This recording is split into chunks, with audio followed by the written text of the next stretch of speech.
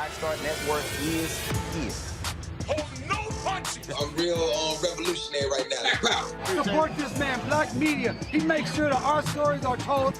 Thank you for being the voice of Black America, Roland. Stay black. I love y'all. All momentum we have now, we have to keep this going. The video looks phenomenal. See, there's a difference between Black Star Network and Black-owned media and something like CNN. You can't be Black-owned media and be scared. It's time to be smart. Bring your eyeballs home. You dig?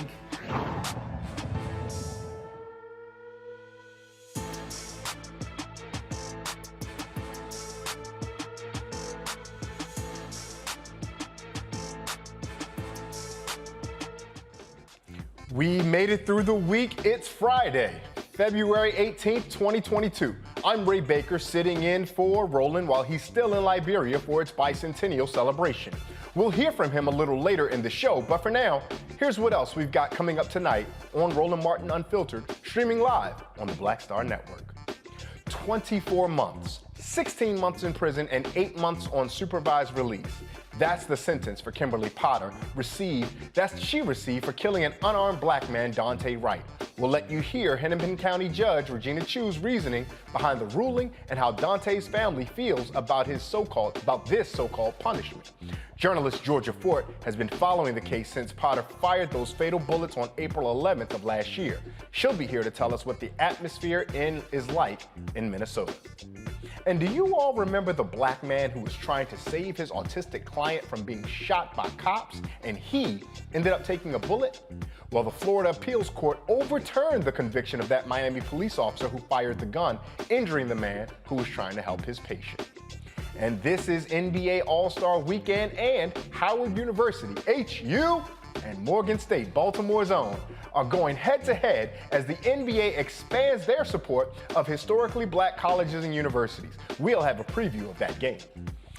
The Southern Black Women and Girls Consortium awards more than $2 million to organizations that serve Southern black girls and women. We'll learn more about that. And in our Education Matters segment, you'll meet one woman who had the desire to show the world that simply B is for black brilliance. We have all this and more coming up. It's time to bring the funk on Roland Martin Unfiltered, streaming live on the Black Star Network. Let's go.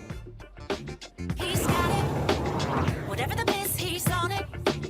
Whatever it is, he's got the scoop, the fact, the find. And when it breaks, he's right on time and it's rolling.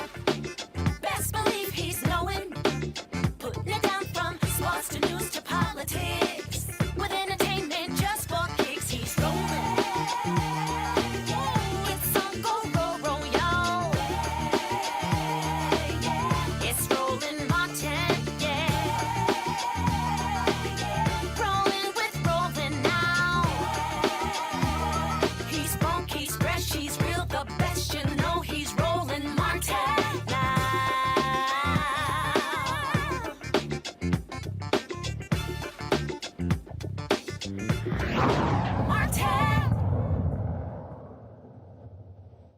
They were so tied up into her feelings and what's going on with her that they forgot about my son being killed. Her life was taken. And it's just sad to say that I feel like we was tricked. So once again, we are standing here to say that we're very disappointed in the outcome. Yes, we got a conviction, and we thank everybody for that. But again, this isn't okay. This is the problem with our justice system today. White women tears trumps. Wow. Trumps justice. And I thought my white women tears would be good enough because they're true and genuine. But when they're coerced, coached, and taught by the defense attorney, I guess we didn't have a win in this at all. That was the reaction from Daunte Wright's mother and father. After Judge from Hennepin County and Hennepin County Judge Regina Chu gave ex-Minnesota police officer Kimberly Potter, who said she mistakenly pulled her gun instead of her taser, a 24-month sentence for killing her son. Let's take a listen to Judge Chu. This is This is one of the saddest cases I've had on my 20 years on the bench. On the one hand, a young man was killed, and on the other, a respected 26-year veteran police officer made a tragic error by pulling her handgun instead of her taser. Thank you to everyone who spoke. I have been profoundly moved by the comments of the Wright family. Dante was very loved. His son has lost a father. And Mr. and Mrs. Wright, I cannot begin to understand the grief of losing a child. I'm so sorry for your loss. Kimberly Potter honorably served her community for 26 years as a police officer. She was a respected officer and consistently went over and above the call of duty. She's a wife, a mother, an aunt, a granddaughter, a colleague, and a friend to many. In addition to the letters that were forwarded to me by Mr. Ng, I received hundreds and hundreds of letters in her support from colleagues, family, friends, acquaintances, community leaders and members, and even strangers. I read them all. They paint a portrait of a woman who touched a lot of people in a good way. I want to talk briefly about the aggravating factors that were brought up in this case. As I mentioned before, the state initially took the position Ms. Potter should receive a sentence above the guidelines and filed a brief in support of two aggravating factors under Blakely. All parties agreed that I would determine whether aggravating factors existed to justify a harsher sentence than that set forth in the guidelines. I feel compelled to address the grounds for that request because they were made public, and I think it is important to note they were not proven in this case. The state did not meet its burden of proof on the first factor. It is based on defendant causing a greater than normal danger to the passenger in the car and two other officers when she fired. But the shot only hit Dante Wright. The passenger and the officers were not injured by that shot. The cases cited by the state in its brief did not support its position. In fact, they illustrate why this case does not involve a greater than normal danger to others. In the Fleming case, he fired a gun 6 times in a park filled with children. In State versus Omaha, defendant fired numerous shots into 2 apartment buildings. There is no comparison here. The state also did not meet its burden of proof on the second Blakely factor. Contrary to the state's claims, Kimberly Potter did not abuse her position of authority.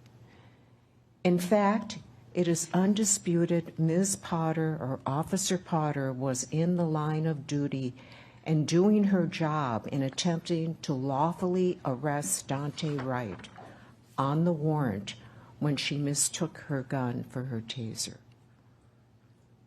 What's more, she drew her taser legitimately to protect a fellow officer on the other side of the vehicle who could have been dragged and seriously injured if the car were to speed away.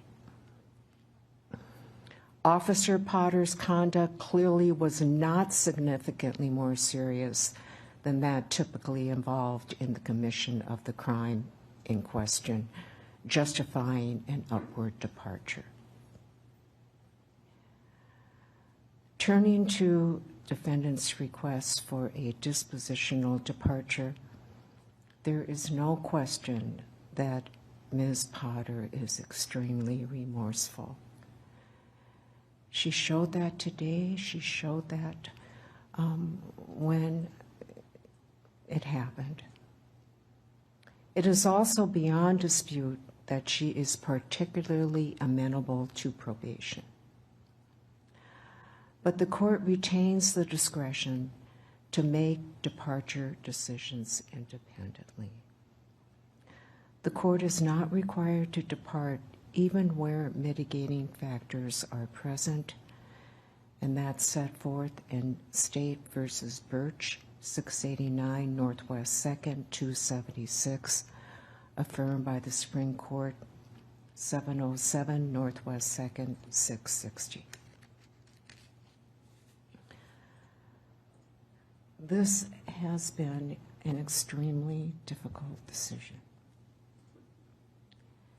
In making my decision, I looked to the purposes of incarceration. There are 4: retribution, incapacitation, deterrence, and rehabilitation. 3 of the 4 would not be served in this case.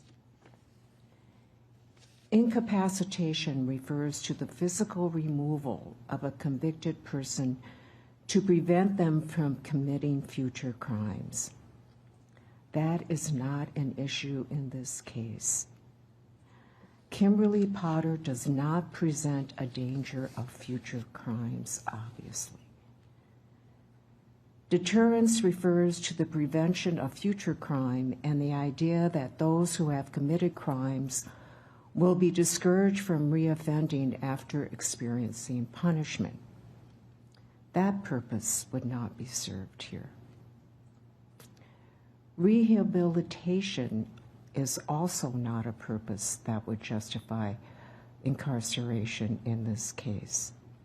Ms. Potter does not require rehabilitation to become a law-abiding citizen.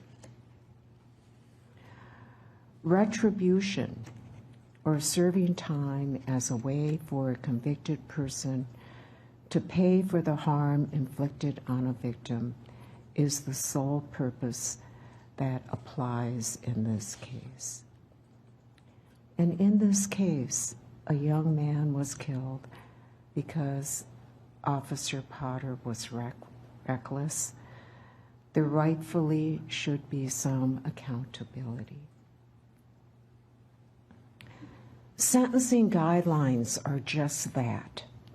They are guidelines that inform a judge regarding sentencing for various crimes. They are not set in stone.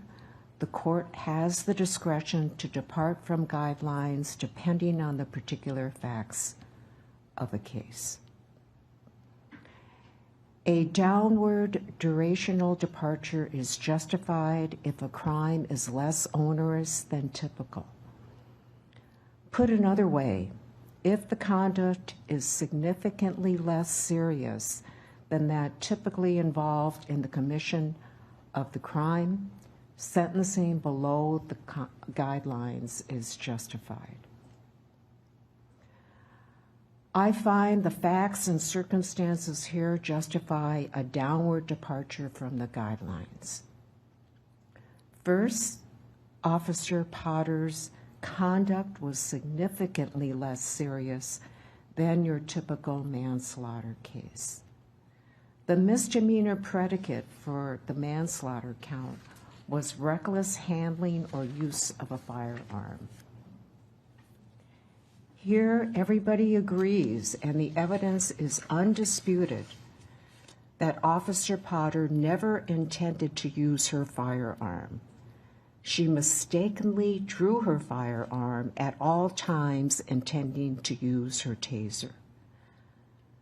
There were police officers and experts who testified that the use of her taser was reasonable and appropriate under the circumstances presented for officer safety reasons. The fact she never intended to draw her firearm makes this case less serious than other cases. Second, the scene was chaotic, tense, and rapidly evolving. Officer Potter was required to make a split-second judgment. That constitutes a mitigating circumstance. Finally, unlike other manslaughter 1 cases, Officer Potter's actions were not driven by personal animosity toward Dante Wright. Instead, she was acting in the line of duty in effectuating a lawful arrest.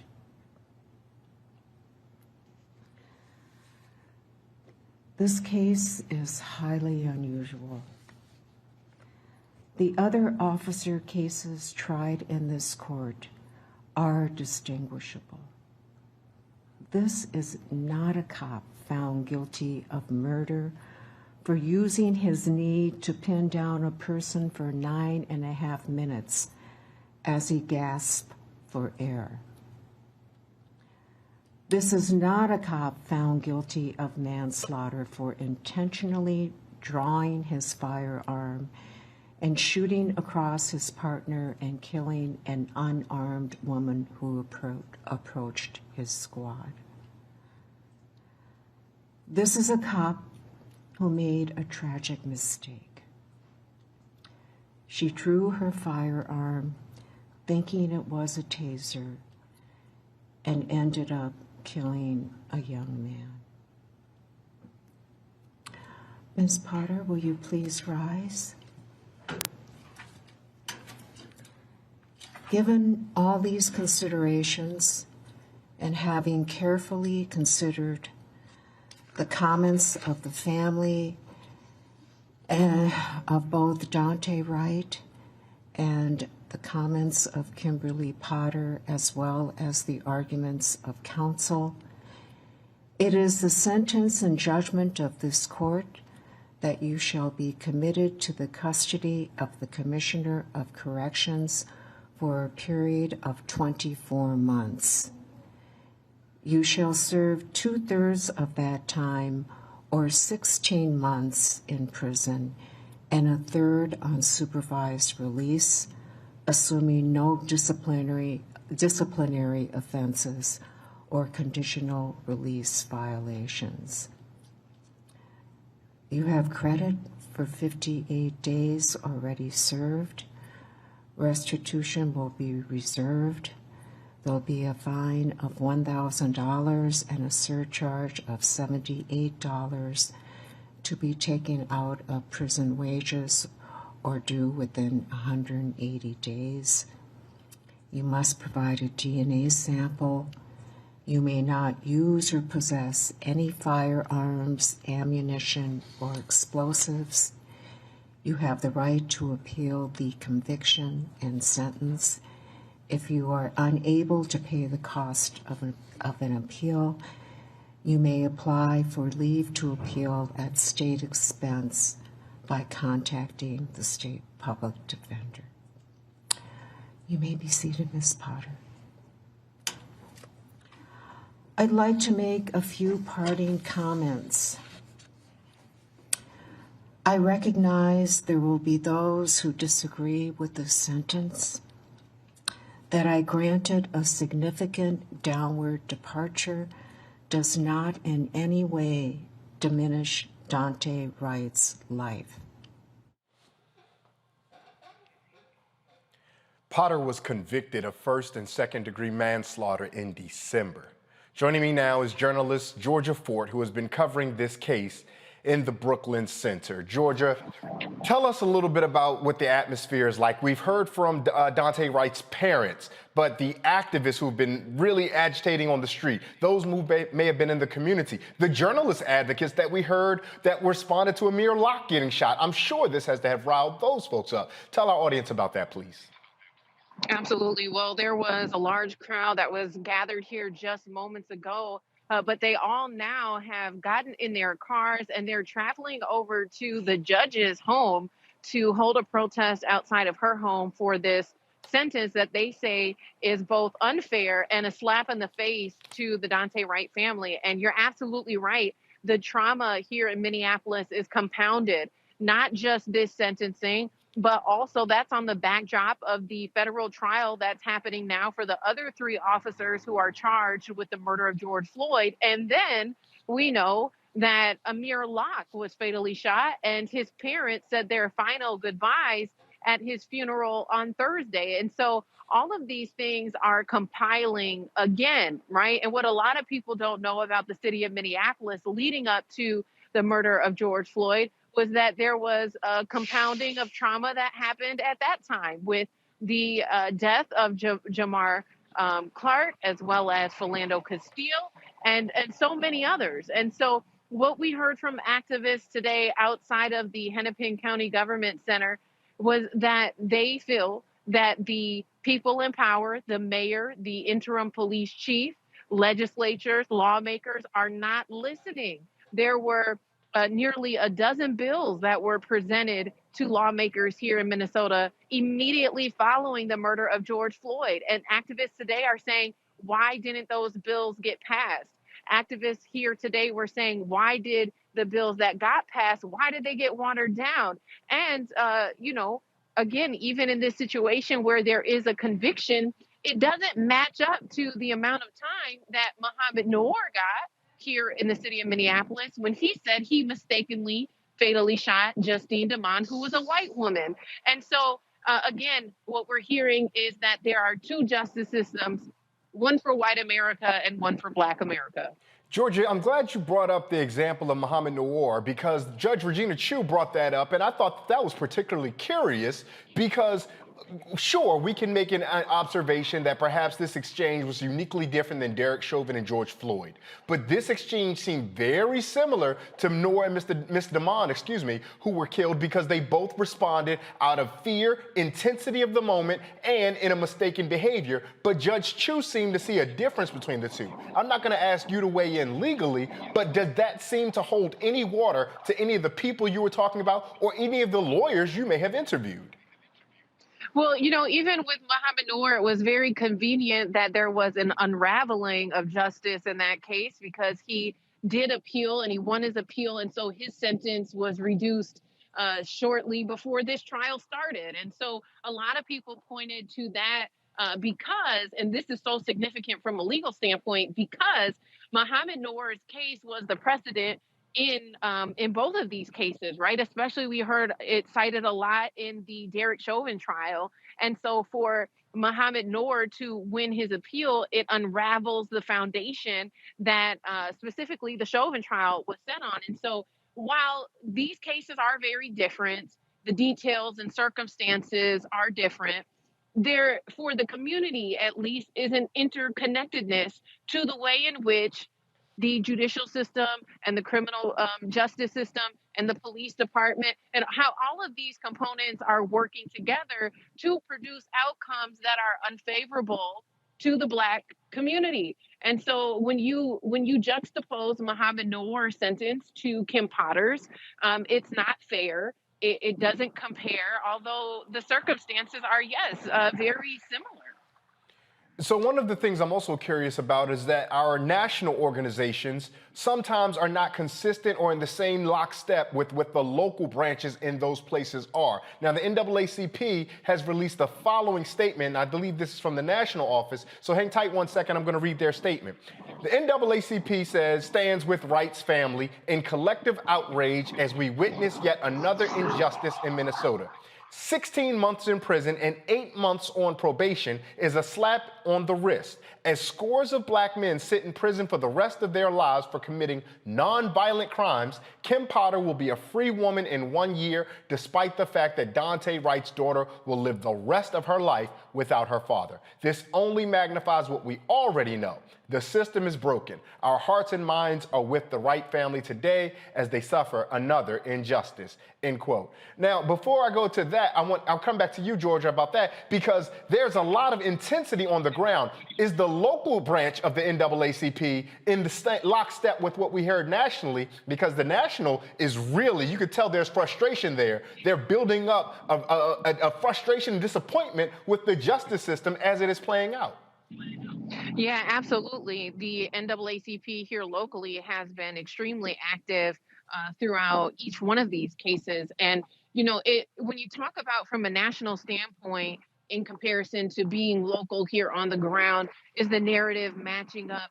One thing I really, really want to point out is the simmering and the brewing of all of these things happening and the collective trauma that the community is experiencing. It's very parallel to what we were experiencing before the murder of George Floyd. And so the question becomes, if corporations and businesses don't want to see that level of destruction, then when are they going to intervene and start using their political power and their corporate power to get some of these bills passed, get some of the legislation that the community was presenting forward? When are they going to use their voice and offer resources even for the trauma that the community is experiencing? And so from a local level, yes, absolutely, the NAACP has been in lockstep with the community and the Wright family.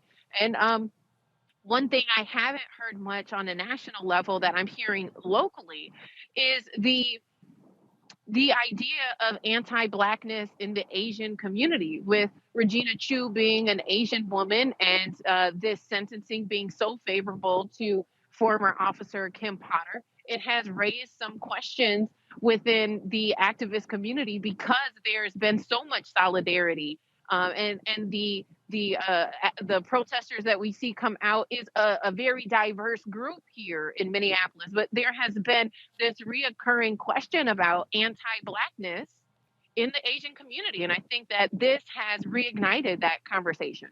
I want to ask a little bit about that, Georgia. Are folks that you're talking to and engaging with, are they moving forward with a hostility toward Asian Americans, believing that there's anti-Blackness, or are they skeptical of anybody who is now buying into the justice system as it exists, because whomever is now an officer of the justice system is now reflecting the same anti-Blackness that our justice system is doing?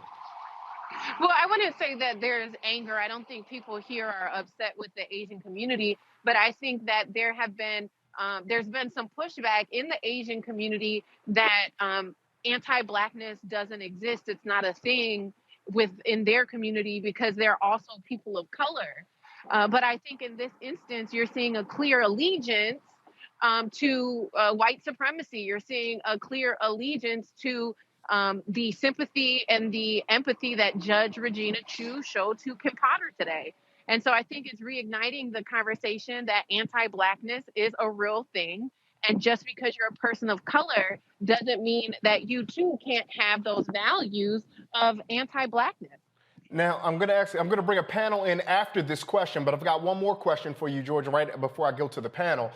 When we saw the unrest after George Floyd and the rebellion after George Floyd, the weather actually was an important factor because the weather was comfortable enough that masses of people could get outside comfortably to get engaged in the protests. To ultimately, we saw what happened with the 3rd District Police Station. We can see you right now. It does not look comfortable, to be honest. And so do you think that the bitter cold of the weather will discourage the groundswell of human beings who would otherwise be involved in activist behavior? Well, I think that we've seen the activist community here get pretty creative with the way that they protest. We've seen a number of car caravans that have happened during below zero weather, where you'll see hundreds of cars taking to the street, honking their horns as a form of protest, still having signs displayed, around their car or holding signs outside of their car. So we've seen people get pretty creative and still trying to show up and be disruptive. We've had a number of sit-ins at City Hall where activists and students come into City Hall and they sit in because it's warm. But in terms of the numbers outside, it's a little hard to say. Today is extremely frigid cold. However, about 2 weeks ago, there were thousands of people who came out in the frigid cold to demand justice for Amir Locke. And so it can be challenging to try and anticipate the pulse of these protests and when people are going to show up and what different factors, play a role. There's also been a number of communication disruptions that I've heard from activists who say that they will post an event on Facebook, a protest event specifically, and the time gets changed. And so people are confused about what time to show up. So there's been some interesting things that have happened within the activist community here. But in terms of numbers, I mean, just last week we saw thousands of people out in the street demanding justice for Amir Locke. And so we're going to continue following the community response to the Kim Potter sentencing. Like I said earlier, there was a number of people gathered here moments ago that have now left in a car caravan to the judge's house. So I'm actually going to head over there and live stream what that scene is like as soon as we get done. Real quick, before you go, tell folks where they can find and follow that live stream so they can also get up to date if they can't catch it right now because they're watching the show. But if they want to come back a little bit later and make sure they've taken a look at it, tell folks where they can find that. Absolutely. If you look up georgiafort.com, you can connect to all my social platforms, and we'll be live streaming to Facebook, YouTube, and Twitter. Georgia, stay warm. Go get somewhere warm. We thank you for being on the ground covering this. Enjoy your weekend. Absolutely. You as well. Thank you so much. We're going to pivot and bring in our panel now. We're joined by Michael Imhotep, the host of the African History Network show, Kelly Bethea, JD, communication strategist, and Xavier Pope, host of Suit Up News and the owner of Pope Law Firm. Everyone, thank you so much for joining us. Xavier, I'll start with you because this is a legal question. You heard Georgia and I call back to Muhammad Noor's example when Justine Damon, Miss Damon was shot, and how similar it looked to us, but neither one of us are legal experts, so I defer to you. Am I out of bounds for trying to compare these two incidences? No, you're not out of bounds for comparing the incidents. In terms of a mistake being made by the officer. And even if it's a reasonable mistake, it was reckless. And that was the standard. And this is what the judge openly said. Judge Chu called Kim Potter's behavior reckless. And this goes beyond the scope of her duty. And for the prosecution in this case to call for upward gradation in the sentencing and the judge looking at that and instead of just flat out denying the upward trajectory sentencing, she chose to downgrade the sentencing. Some of the reasoning of the judge was questionable, particularly the deterrent aspect of it. You just had a rundown with Georgia of Amir Locke and of George Floyd. And the fact that this continues to happen in this community and breaking the souls and the mental capacity of a social contract that is broken in that community. And so a deterrent of this magnitude, when you only give a Kim Potter her tears and a slap on the wrist in terms of the sentencing, it remains to see where is the real connection when the legal precedent is there, and you go to that and apply her tears in this case, and you have that drip all over the justice system, and it's now drowning out a true justice for the death of Daunte Wright. I appreciate the wordplay there, the tears dripping over the justice system. Kelly, as a communications expert, I'm curious about what the historian Errol Lewis calls the semi-public transcript, which means that thing that's being communicated that we haven't quite heard explicitly, but all of us are clear to hear. And so when we see and we hear Daunte Wright's mother say, I thought that my white tears might matter because they're legitimate, but then we hear that Ms. Chu observes the behavior of Ms. Potter in the courtroom, and that means something in a way that seems to supersede what else was there. What do you think both law enforcement officials and citizens in Minneapolis and Hennepin County, what do you think they heard when they hear this verdict? I think they heard that Black lives don't necessarily matter, and the threshold for a Black life to matter is so high that not even the justice system has that standard, really. And I kind of alluded to this back when the verdict came down for the George Floyd case, in that they basically set the bar incredibly high. Like the reason that he was sentenced, found guilty, all of that, I'm talking about Chauvin, it was beyond the standard of beyond a reasonable doubt. There should have been no question that that man should have been convicted and sentenced. But we had to basically put on a trick pony show and dissect a man's life and dissect the last 8 minutes of that man's life down to the millisecond, so that other people could see that not only did this Black man's life matter, but that someone who thought it didn't matter took it. With this case, with the Kim Potter case, it shouldn't have to take that much effort to see that not only was, I'm not going to argue malice, but she was reckless in her conduct towards this young man. The fact that the judge alluded to there was a chaotic situation, she was responding to it. Kim Potter created that chaotic situation. Kim Potter created that situation. Kim Potter is the one who doesn't know the difference between a taser and a gun. That situation is what is chaotic, not the fact that a Black man is scared of police in a jurisdiction where police don't really like Black men or Black people, for that matter, as evidenced by their conduct towards the Black people in that jurisdiction.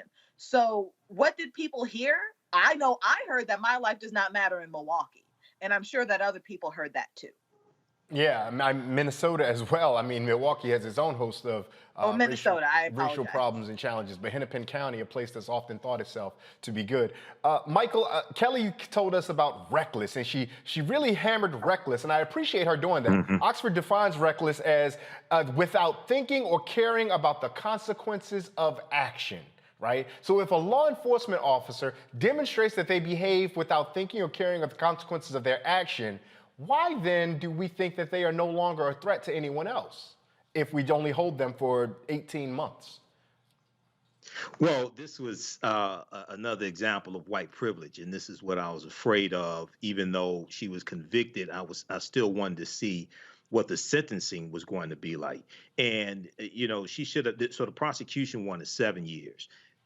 Judge Regina Chu gave her 2 years. She should have gotten at least 7 years, because what's really important is to look at the minutes after Kim Potter shot Daunte Wright. She didn't render aid. She didn't go after the car because the car drove down the street and hit another car. She focused on herself. She called her union representative. She said that she grabbed the wrong gun. She said she's going to jail. She focused on herself. She didn't focus on Daunte trying to save his life. That's more recklessness. Okay, so she should have gotten at least 7 years. But the other thing that I think is really important to understand is a couple of things. Number one, I watched it live, and you know, Judge Regina Chu, then after she renders her sentencing, then she wants to bring up President Barack Obama, talking about put yourself in the other person's shoes. Well, why don't you put yourself in the shoes of Daunte Wright's parents, who are there in court grieving, trying to get a just sentence for their son who was wrongly killed and won't see his own son grow up. The other thing that's really important to understand is understanding how elections have consequences. Judge Regina Chu was appointed by Governor Jesse Ventura in 2002. She's a Hennepin County district judge. She was reelected in 2004. She was elected in 2004 to serve a full term, reelected in 2010 and 2016. If she runs for reelection, she's up for reelection in 2022, this year. The activists have to organize to vote her ass out of office also. Elections have consequences as well. And yes, they should protest at our home also. This is serious. And lastly, we talked about the George Floyd Justice and Policing Act. Where are the corporations that put out statements when George Floyd was killed and pledged money and things like this? they should be putting pressure to get the George Floyd Justice and Policing Act passed. It already passed the House of Representatives 220 to 212, March 3rd, 2021. No Republicans, I want everybody to understand me, no Republicans in the House of Representatives voted for the bill. The one Republican who did put out a tweet, said he made a mistake and was going to change his vote. Okay, so so now these corporations have laryngitis and amnesia as well. So we have to put pressure on them also. Talking to you, Target, United Health Group. Absolutely. 3M, Target has a target on U.S. their back. Bank, Yep. Mayo 3M, Clinic, yep. and so many more. We're going to have to take a break. Stay right there. This is Roland Martin Unfiltered on the Black Star Network. We'll be right back.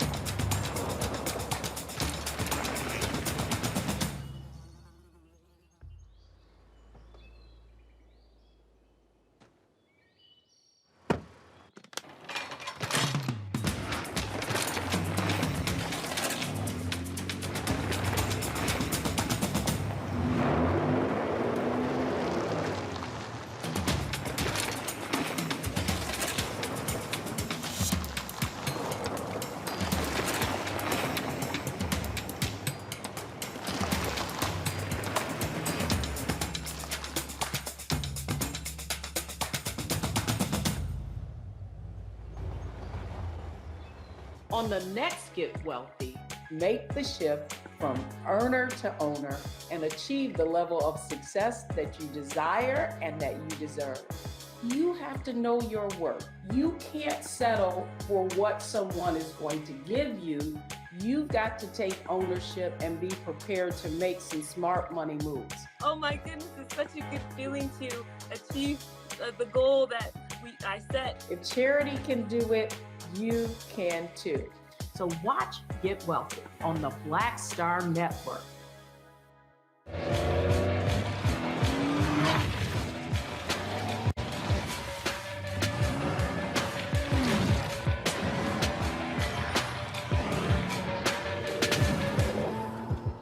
Pull up a chair, take your seat. The Black Tape with me, Dr. Greg Carr, here on the Black Star Network. Every week, we'll take a deeper dive into the world we're living in. Join the conversation only on the Black Star Network.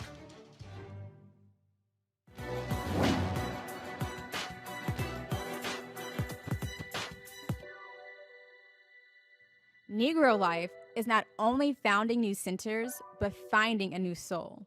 Scholar and critic Alan Locke.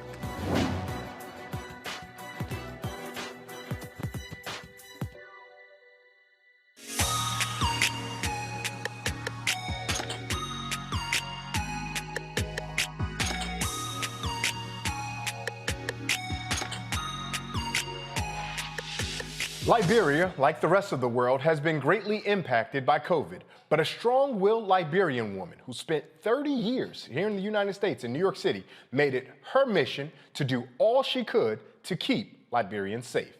Roland Martin caught up with her. What did they want to do? Someone went to go to the States because they have 2 homes. So they felt the weight. Now, we are beginning to bring it down. I am the national coordinator for COVID-19 response in Liberia, Okay. by the president. So now I decided to do 7 things. And as we can see, the numbers have gone down. Right. I decided to bring the vaccine center to help Ministry of Health and the incident managers. And notice the pushback on this vaccine. Let me do something to see how they can come. So I started giving them food packages. Right. I started with the youth, the troubled youth. And they started coming in, get the packages from them. They call their friends to come in. So we vaccinated 400 of them. There you go. And then you have women coming in. Right. Young people coming in. Now we have the 12 to 17. They're not supposed to come here, they're supposed to be in the schools. Right. But they are coming to. Okay. Our platform is the best. We do it all the way. You come in, we register you, we vaccinate you, we observe you, then we certificate you. You have to have that VRN, that vaccine registration number. It's for all over the world. Okay. It's helping a lot of people. Good. So this is what I'm doing. I've done over 27 to 28,000 people already. Wow. In this Awesome. little space. Got it. Yes. All right. We're working 7 days a week. Okay. And the message is out, everybody's coming. So I'm very pleased. All right. Great job. Yeah, you haven't had any deaths at all. Wow. Even the cases, they're all the way down. Good. There are some days that they are just 2, some days 1, some days 0. Glad to hear. No deaths. Glad to hear. Yes. That's how you do it. For the purpose of, give your name. Give your name. My name is Mary Bro. I'm the Director General. Hold on. You gotta spell your name. Okay. Mary, of course you know Mary. The last name is Bro, B-R-O-H. I am the Director General for General Services Agency here in the Republic of Liberia. I'm the former mayor of the city of Monrovia. I was also a passport director, and I was also at the port, at the free port of Monrovia. And so I'm so happy to see you. Glad to be here. Mr. Roland Martin.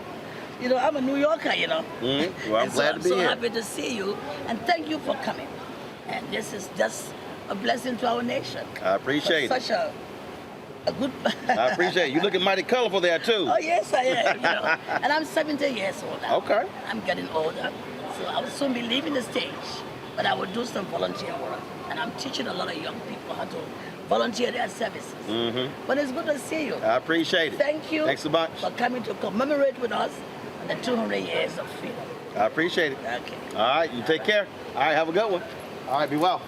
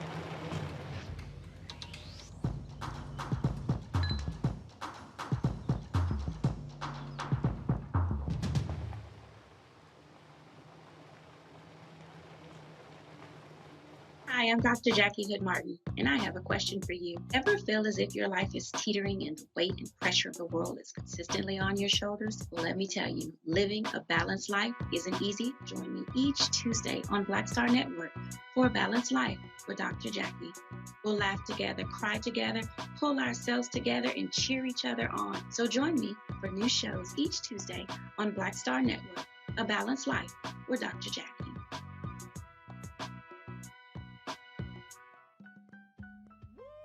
We're all impacted by the culture, whether we know it or not. From politics to music and entertainment, it's a huge part of our lives, and we're going to talk about it every day right here on The Culture with me, Faraji Muhammad, only on the Black Star Network.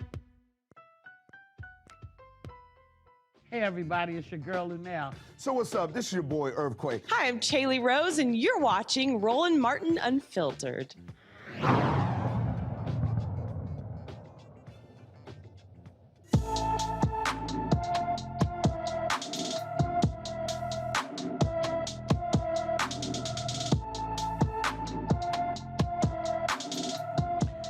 Treasure Dorsey disappeared from Norfolk, Virginia on February 11th, 2022. The 17-year-old is 5 feet 5 inches tall and weighs 120 pounds with brown hair and brown eyes. Treasure was last seen wearing a green hoodie with a smiley face, black jeans, sneakers, and a ring on her left hand. She has a scar on the left side of her upper lip. Anyone with information on Treasure Dorsey's whereabouts should call the Norfolk Police Department at 757-664-7000. A Florida appeals court overturned the conviction of an ex-Miami cop who shot an unarmed autistic man and his caretaker in 2016. Arnaldo Rios Soto, who has severe developmental disabilities, ran away from his group home, sat in the middle of the street to play with a toy car. Now, his caretaker, Charles Kinsey, laid down on the ground with his hands up, telling officers they had no weapons. Jonathan Aleda was the only officer who fired a weapon, striking Kinsey. Aleda testified he thought Kinsey was in danger. The appeals court ruled that the lower court was wrong in not allowing information about Aleda's hostage situation training to be brought up in court. Aleda was convicted of negligence but acquitted of attempted murder charges. Whether Aleda will be retried in the case will be up to Florida state's attorney. In Ohio, a federal judge says a former sheriff's deputy who fatally shot a black man was not acting as a federal agent, sending it back to state court. Jason Meade, a now retired sheriff's deputy, shot Casey Goodson 5 times in the back as he entered his grandmother's home in December 2020. Meade was not on assignment as a Marshals Task Force member when he fatally shot Meade and had no authority to arrest him.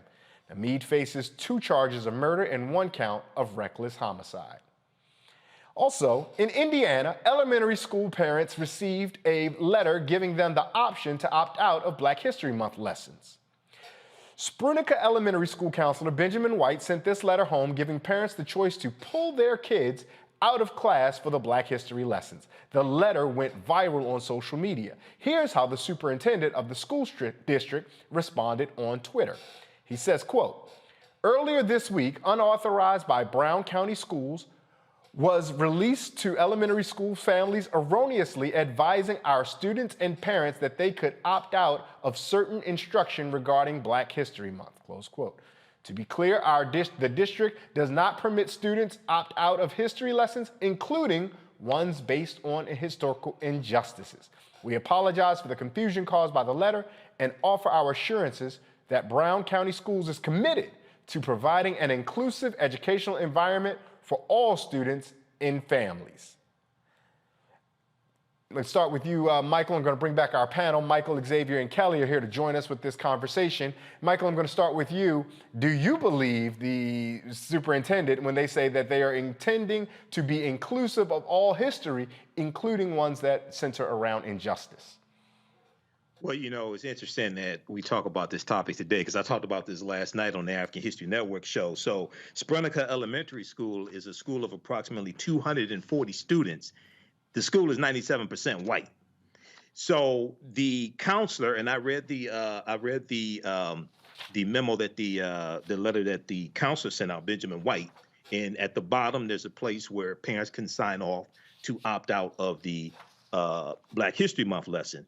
The superintendent, Emily Tracy, from looking at the reporting from WTHR Channel 13 there in Indiana, it looks like what she's saying is true.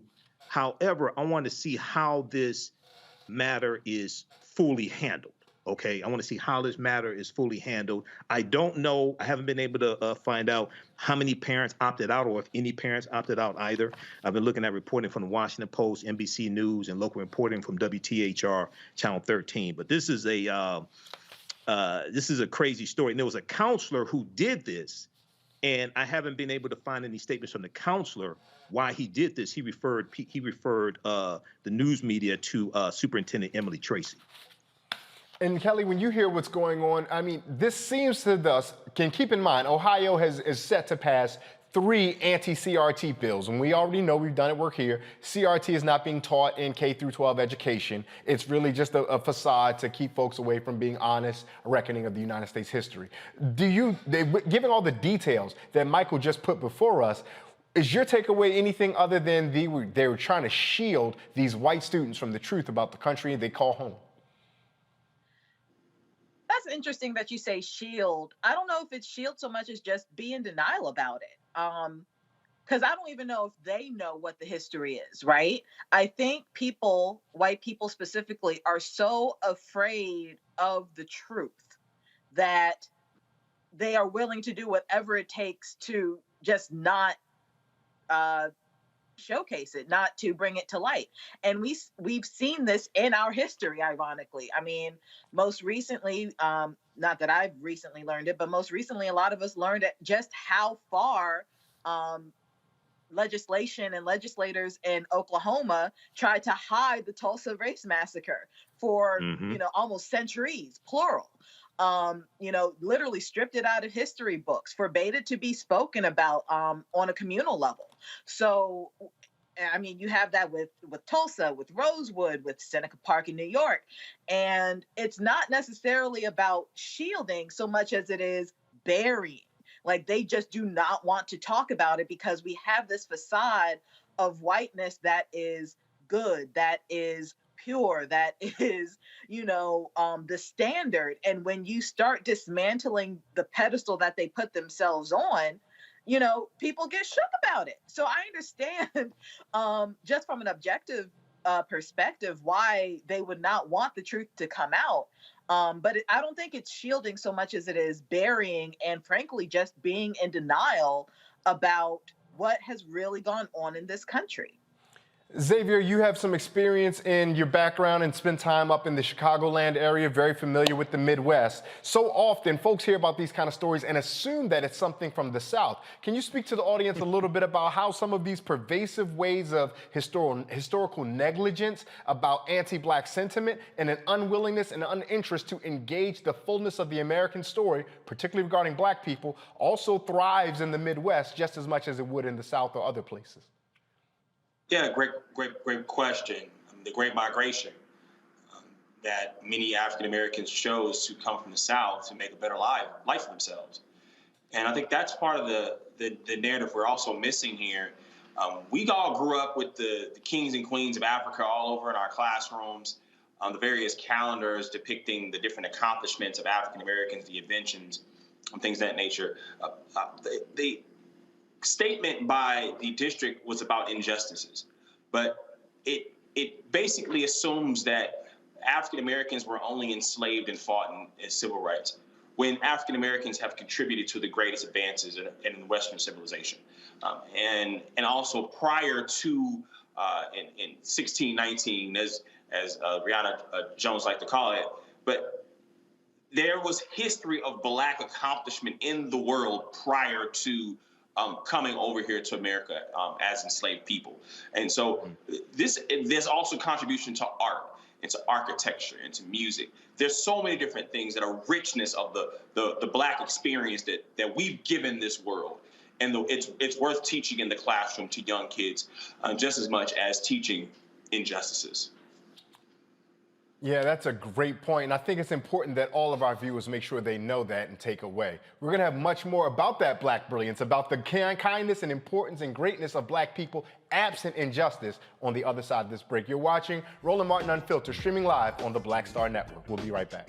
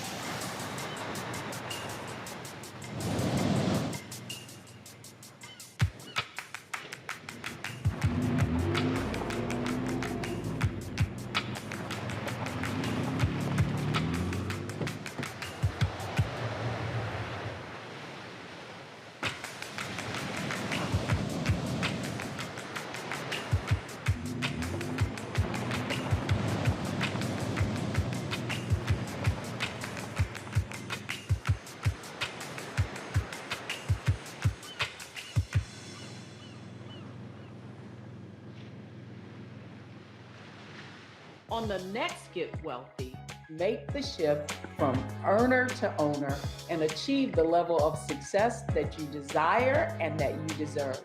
You have to know your worth. You can't settle for what someone is going to give you. You've got to take ownership and be prepared to make some smart money moves. Oh my goodness, it's such a good feeling to achieve the goal that I set. If charity can do it, you can too. So watch Get Wealthy on the Black Star Network.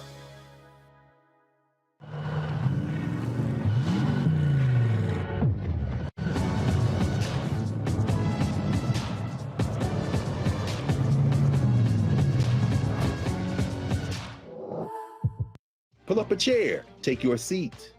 The Black Tape with me, Dr. Greg Carr, here on the Black Star Network. Every week, we'll take a deeper dive into the world we're living in. Join the conversation only on the Black Star Network.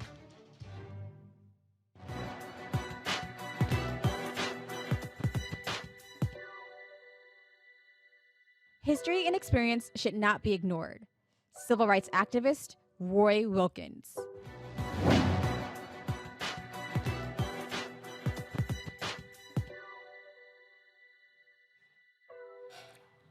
The first ever NBA HBCU Classic between the Howard University, HU, and some school in Baltimore called Morgan State University will take place in a nationally televised game for All-Star Weekend, a part of the NBA's All-Star Weekend festivities. The league is expanding its support of historically black colleges and universities with this.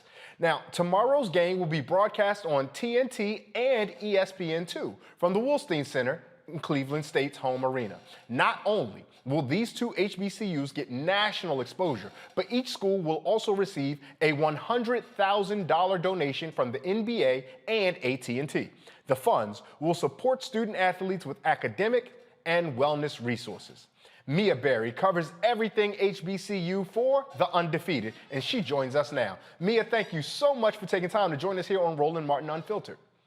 Thank you so much. I'm so happy to be here. So, Mia, tell us a little bit about this. I know that you cover HBCUs for The Undefeated. That's the ESPN property that focuses specifically on African-American life, sports, culture, and everything else. Our good friend Kelly Carter's over there, so salute to her. But also, what the focus on HBCUs now seems to have been generated largely in the wake of what happened after 2020 and all the unrest that we saw. But kudos to ESPN and even more so to the NBA now, because it seems as though that's a commitment, no longer just a quick moment where they were acknowledging. Is that a fair read? Absolutely. It's not just the NBA, also the NFL. I recently went to the NFL's first ever HBCU combine. So you have multiple professional leagues taking the opportunity to make these investments into HBCUs. And the drawback and the feedback I'm getting from student athletes and coaches, they're excited. They want this type of national exposure. You know, there's always a stigma around HBCUs for their student athletes. You know, guys don't know if they could pursue those professional aspirations. So seeing different leagues commit to HBCUs, commit to giving them exposure has been good all the way around. Now, what's interesting, you mentioned the NFL, and we'll only stay there shortly because I know this is a conversation about the NBA. What's interesting, there are several HBCUs who have more Pro Football Hall of Famers than some of the big schools we might have heard of. You can consider, for example, Jackson State, obviously Deion Sanders there, home of Walter Payton, and many countless others. Morgan State University has put plenty of people into the National Football Hall of Fame, and I don't even think Ole Miss has as many as some of the schools in Mississippi. So some of the HBCUs there. So is this energy that you're seeing not just from the students, alumni, and parents at the HBCUs, but the larger communities around those HBCUs? Are they rallying around sports there? Absolutely. Look at Jackson State, 40,000+ people in one stadium just for their home games. HBCU alumni, the community, they've always been involved. They always have supported. It's just now you're seeing it at a larger scale. It took for Deion Sanders to come to Jackson for people to notice, oh, wow, Jackson State's selling out. They've been selling out for a while now. It's just you finally got the eyes and you got the attention there. You mentioned Deion Sanders in football. We know that. We also know that Eddie George has made his way over to Tennessee State. We know that his last name is Hugh Jackson, is down at Grambling right now. But changing over to basketball, we saw that Chris Paul, when he was in the bubble, would almost daily come in with a different HBCU shirt. I saw Jimmy Butler wear a pair of Howard basketball shorts that, as an alum from Howard, I was a little jealous and I wanted to get my hands on them. So the NBA's pivot into HBCU seems to be surprising, but from what you're telling me, this is consistent with things that we should expect. Is that true? Absolutely. And one thing, you mentioned Chris Paul. Chris Paul is actually a student at Winston-Salem State. His family are alums, so HBCUs have been running through his veins. Last year with the NBA All-Star Game in Atlanta, the mecca for HBCUs with Spelman, Morehouse, Clark Atlanta, Chris Paul, the Player Association president, was pushing for the NBA to do something at that point in time. You saw the HBCU bans, but he wanted a little bit more. So you're seeing players make that investment now as well. Chris Paul, he also he partnered with ESPN. He had 2 HBCU tournaments this year for both Division I and Division II. So you're seeing players buy in. I'm sorry, forgive me. I remember that. Was that the one that we saw earlier this year where Delaware State competed against North Carolina, Norfolk, if I'm not mistaken, or North Carolina Central? Is that the same one we're talking about? Yes, that's one of 2. That was the Division I. Division II, you saw Blue Bloods like Virginia Union, Ben Wallace, famous alum. Yeah, Ben Wallace there. So this game coming up, Morgan versus Howard, they played against each other in Baltimore. And in a regulation game, Howard scored 90 points, Morgan scored 80 points. And I mean, for HBCU or even college basketball, because quite honestly, if you watch the University of Wisconsin, it's not always a score fest there. But for college basketball, that's really good scoring. So what can we expect in a basketball sense out of this game from these 2 schools? Out of these 2 schools, you're going to expect a battle of the backcourts. Howard currently 3rd in the MEAC right now. I expect graduate student Kyle Foster and freshman Elijah Hawkins to be the difference maker for those teams. Same thing with the backcourt for the Morgan Bears. You have Deterion Ware, and you also have Malik Miller. So backcourts are going to be important for both schools. When they first met up, Kyle Foster had an off game. 3 points, a huge drawback from his usual 16, but now he's developing a rhythm. 4 out of the last 5 games, 20-plus points. So I'm expecting to see this game's going to be determined by which backcourt does the most, which backcourt is going to make those plays down the stretch. A quick shout out to our friends over at HBCU Game Day. You can follow them on Instagram and whatnot. Also, Donald Ware from Press Box and Press Row, organizations that have been covering HBCU sports for a long time. And I'm surprised that you did, and HBCU Game Day, are the ones who had the viral internet video of, I believe it was Kyle Foster from Howard with a monster dunk on another player that really trafficked and showed that HBCU athletes have just as much athleticism as we can see from other athletes across the country. Yes? Absolutely. And not just the viral video, we have other HBCU coaches, namely Tennessee State, Brian Collins. He partnered with Vanderbilt earlier this season for an HBCU combine because he knows the talent. He's seen the talent every day. He plays against it. He just wants this talent to be shown on a national level. Right now, the NBA's only HBCU player is Robert Covington, who plays for the Clippers. And hopefully with the added exposure, hopefully in the next couple of years, we're going to see a couple more HBCU players in the league. And you mentioned Vanderbilt, and if I'm not mistaken, isn't Jerry Stackhouse the head coach there? Because Jerry Stackhouse has some North Carolina ties, and although he went to the University of North Carolina, there is no way you can be anywhere near Durham and not know about basketball at North Carolina Central. I know there are some famous pickup runs between Rasheed Wallace, Jerry Stackhouse, all down at Central. And Lavelle Moten had a documentary series on ESPN or ESPN Plus, if I'm not mistaken, chronicling Central's basketball season during the pandemic-afflicted season. Is that correct? Absolutely. ESPN Plus is Why Not Us? And you kind of got to saw Coach Moten and his team battle through COVID. That was the issue. A great season for them. They were expecting to win the MEAC, got cut by COVID. Last year they dealt with COVID. I talked to Moten earlier this season about it, and he said, and I quote, "We were the most impacted team by COVID. 6 weeks missed at one point, 1 week here. They just couldn't get a rhythm. This year, you're seeing them rebound more. You have Justin Wright stepping up. So Central's doing what they're finally back to a rhythm. So it's good to see them rebound and get a handle on the virus. Me, I gotta be honest. I live in Baltimore. I'm an alum of Howard. I want no parts of Central winning the MEAC this year. If somebody gonna win the MEAC, I'd rather it be Juan Dixon over at Coppin. I'd rather it be our good friends over at Morgan, or ideally, it would be Coach Kevin Nickelberry. Is it still Kevin Nickelberry over at Howard University? Actually, no. You have Kenneth Blankney. So, yeah. Yes, so former Duke Blue assistant. Devil. I'm sorry. Coach Nickelberry was really good to me. I guess that's why his name is still in his top of my head. Now, beyond the court, we know that AT&T and the NBA are making financial contributions to student athletes, but there's a unique spot that student athletes play at HBCUs because we remember the former Ohio State quarterback who said, I didn't come to college to play class, I came to play football. But at historically black colleges and universities, our professors there ensure that our athletes, while they are playing sports, you're here to learn something. So talk to us a little bit about how this contribution can benefit the scholastic career of these student athletes. Of course. Mostly the financial contributions would go to classrooms, adding any type of extra contributions that each college needs. So off the court, I think this is fantastic. Them actually not saying, we're going to bring you in to play basketball. We're also going to add a little extra money to the schools. I know the schools are both very thankful. I'm not sure just yet where the money's going to be put toward, mostly scholastic, but that's something I'm definitely going to follow up on. And that's something that we're really excited about because we are excited that at HBCUs, when our athletes bring money back to the university, if it's something that's affecting the classroom, all of our students, regardless of whether they're athletes or not, get to reap in the spoils of that. Isn't that the beautiful spirit of collectivism of people of African descent? Mia, tell folks where they can find and follow you if they want to keep up with your work and what you're doing over there with The Undefeated.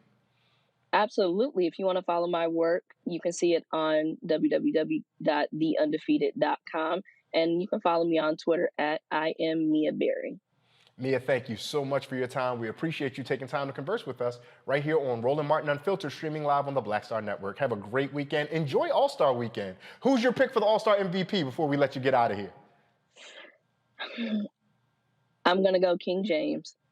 Oh, I think he's getting a little old. He might not want to participate in all the All-Star games or anything like that. But we appreciate you. And you know what? Before I let you go, though, not just who's your pick for the All-Star, three-point contest. You got a favorite?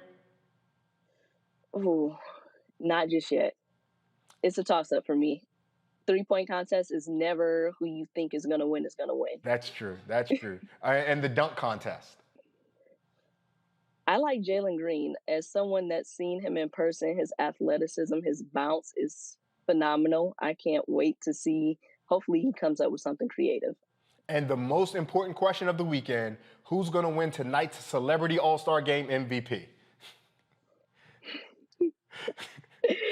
I have no idea. They didn't teach you that in journalism school, did they? That's how you would come on television and someone asks you who's going to win the Celebrity Game MVP. Well, that's what happens when you come on Black Media. We're going to have fun. We're going to make sure we get the information out, but we're going to have some fun with you.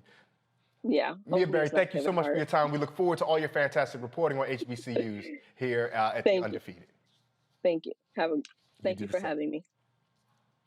Now, in other news, a federal judge says he's dismissing a lawsuit challenging Arkansas's new state house districts as diluting the influence of black voters unless the Justice Department joins the case. Now, that's some new information, but U.S. District Judge Lee Rudofsky gave the Justice Department 5 days to join the lawsuit as a plaintiff. Two groups are challenging the new districts for 100 House seats. The ruling comes days before the one-week filing period for state and legislative offices begins in Arkansas. The redistricting plan created 11 majority black districts. The group says there should be more. Going to go back to our panel now.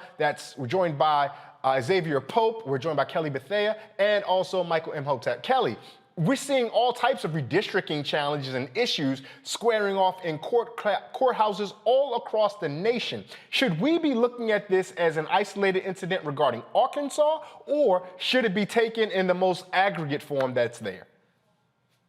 I mean, without question, this is a totality of circumstances. Arkansas is certainly not an isolated event. You can trace what's happening in Arkansas all the way back to the Holder case, almost over 10 years ago at this point, where the Supreme Court more or less dismantled our current Voting Rights Act. And that more or less set the precedent for what we're seeing right now, in that states feel like they have the power to dismantle their own respective voting processes so that Black people can't vote the way that white people can vote. And that's really what it boils down to. The fact that white people see and feel their power slipping away, and minorities, Black people specifically, getting getting their power in their voice, in their vote. And they are doing whatever it takes to suppress that power, to suppress that vote, so white people, can retain whiteness and retain power. But no, what's happening in Arkansas is certainly not an isolated event. You can see that across the country. Arkansas, Texas, we just saw a case in North Carolina. Even Maryland had some bills that came down the pike. I don't think any of them passed, but they even had some scares, so to speak, regarding their voting processes. And it all stems from whiteness trying to be preserved. Michael, are you seeing it the same way, simply that whiteness is trying to be preserved here? Oh, absolutely. I mean, what's taking place right now is the same thing that took place after Reconstruction ended in the 1880s, 1890s. And you see, starting with the poll taxes in Florida in 1889, you see the Mississippi State Convention of 1890, where the white county judge that presided over the state convention, Solomon Saladin Calhoun, said, we're here to exclude the Negro. And they rewrote the Mississippi State Constitution and wrote into it poll taxes and literacy tests to suppress the African-American vote in a state that had a majority African-American voters. We saw South Carolina do this 1895, Louisiana 1898, Alabama 1901. So this is a continuation of going back to Shelby County versus Holder 2013 U.S. Supreme Court case that gutted Section 4 of the Voting Rights Act. This is white conservatives, white Republicans who see they have a declining population focused on maintaining control of the Supreme Court, the federal court, and who can vote as well. So this is why elections have consequences. This is why we have to educate ourselves on this and fight back against this. Now, Xavier, the thing that I'm curious about is this judge clearly sees that something is wrong here, but says unless the Justice Department intervenes, then he's just going to dismiss the lawsuit. Would it be activism out of the judiciary if he were to take some other course of action other than almost mandating that the Justice Department intervene? Well, the issue is the machinations of government may not necessarily have the wherewithal to bring these suits to bear in the first place. And maybe the judge was triggered by the fact that NAACP activist groups are bringing forth this lawsuit, but it significantly weakens the Voting Rights Act. Then it's already been weakened over time. And the fact that you're only limiting it to the Justice Department really makes it difficult, depending on the administration that's in office, what happens. And so it's just weakening and weakening. The Voting Rights Act is now weaker in 2022 than it was when Dr. King was assassinated.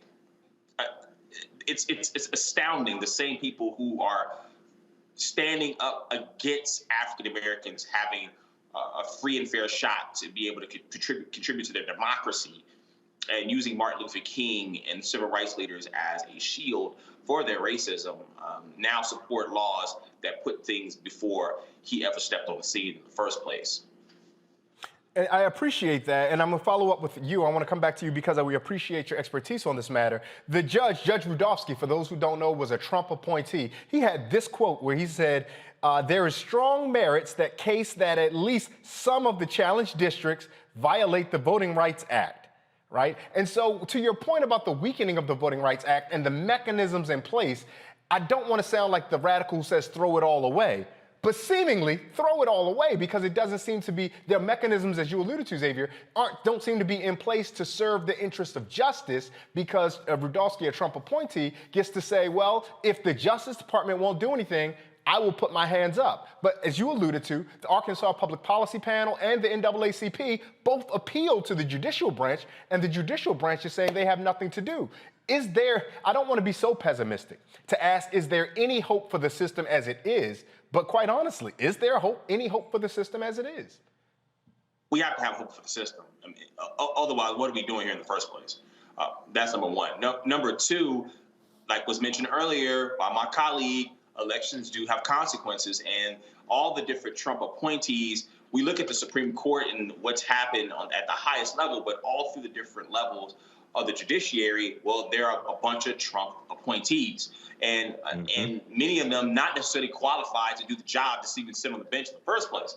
And so if you have judges that have a political bent and that you can't rely on their independence or real sound knowledge of the law and seeking to dismantle things as it goes, we're looking at decades potentially of the impact of the decisions that have been made to put them there in the first place. And that's where the hope of changing how we even consider looking at the judicial branch and reforming it as an institution has to start becoming serious to such discussions of activists as we move forward in this era. One of the things I'm curious about, Kelly, is that we saw that out of 100 House districts, only 11 of them will be majority black, but Arkansas has a 16% black population. The numbers just aren't adding up, even when it's obviously there to add up in that way. And so beyond the limits or the constraints of the system that we have, and beyond the question of voting, what recourse do black Arkansas residents, and forgive me for not knowing how Arkansas residents define themselves, but what course of action do they have beyond the course of voting? I'm not entirely sure. I mean, you certainly have protests. You certainly have boycotts. You can find out who these legislatures support and boycott those businesses. There are recourses. It's just a matter of exactly what they are, how serious are people when it comes to preserving the right to vote. You can, again, throw out a bunch of suggestions, but it's really about what people are willing to do and how to move forward in that regard. Outside of voting, that certainly is the most important one, I would say. But I mean, I would be looking back towards history and see how other protests were done, specifically in that state, because everything doesn't work everywhere. Michael, Xavier makes a good point. He says, if we're not going to try to work with the levers within the system, what are we doing here? Yet there is a community of activists, black and otherwise radical activists, who are very much on the tear it down and, to borrow from Joe Biden, build back better. But is there a way that we can do this in the short term that can ensure the rights and privileges that Arkansans deserve, while also attending to our larger needs to create a system that ensures justice for all of us?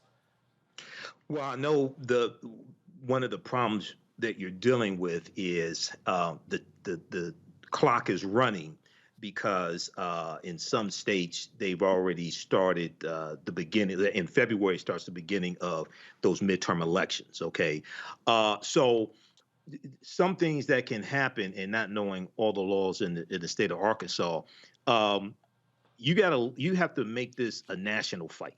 It can't just be a state fight. These voter suppression bills that are being crafted by Heritage Action, the Heritage Action for America group, with Jessica Anderson as the executive director, they are the sister organization to the Heritage Foundation. They have a 50-state strategy. Okay, so when you fight back, it can't just be in your county or in your state. Okay, you have to link up with people across the country. And one of the things that's really important, and I know there's an effort to change the Electoral Count Act of, I think, 1887. Representative James Clyburn is suggesting take the pre-clearance from the John Lewis Voting Rights Act, put that in the bill if you can get it passed. There's bipartisan support for rewriting the Electoral Count Act. When we talk about voting rights, and I've said this a number of times, we have to make this a fight beyond just civil rights and John Lewis and Dr. King, because when you do that, it gets boxed in as a black issue. If this gets relegated as a black issue, most likely we're going to lose because we're 13% of the population. Okay, you got to talk about the 19th Amendment to the U.S. Constitution and white women's voting rights and women's voting rights, the 26th Amendment to the U.S. Constitution and college students' voting rights, because the 26th Amendment lowered the minimum age to vote from 21 to 18. So we're talking about white college students, Latino college students, African-American college students. We're talking about white women, et cetera. So we have to, it has to, and also we're dealing with women's reproductive rights, all of this, okay? So there has to be it has to be a coalition. It can't just be on the backs of African Americans for this fight. Now, Michael, let me push back for a second because you noticed that you mentioned that this should be a national strategy, a national fight, but we remember the quip that was most famously used, although not originated, by former Speaker Tip O'Neill, all politics is local. And forgive me for borrowing the names that you just asked us to go beyond, but even with regard to Dr. King or with regard to John Lewis, they made their names doing specific local organizing. And so how do you recommend or advise those Arkansans who are activists in this space to do that local organizing to ensure justice for them in their home state while also incorporating the larger strategy that you're talking about? Well, you had local organizing, but at the same time, you had the attention of America when we talk about Bloody Sunday, March 7th, 1965. We talk about letter from a Birmingham jail. You had people coming from around the country, like Viola Louisa, who was a white housewife here in Detroit, who saw Bloody Sunday on her TV in the living room, drove down to Selma, Alabama, to help the African Americans organize, and she was killed by the Ku Klux Klan. So now we're dealing with a situation where we're under attack by organizations, whether we talk about the Heritage Foundation, whether we talk about and we have in the state legislatures, Republicans who are passing these voter suppression laws.